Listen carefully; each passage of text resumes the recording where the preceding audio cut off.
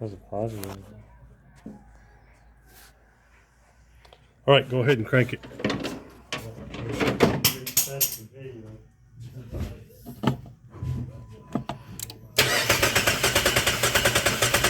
All right, that's good. So we got 200 on that cylinder. I'll pause it just for a second. All right, so this is the cylinder that we have the engine misfire on. Go ahead and crank it.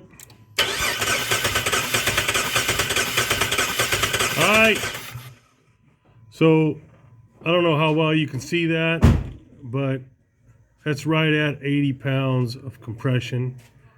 You need 90 pounds of compression to fire a cylinder.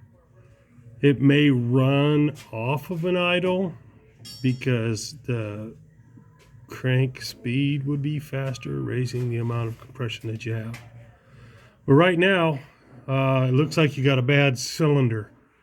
Now we're going to try and figure out whether it's rings or valves, and then I will let you know with the phone call.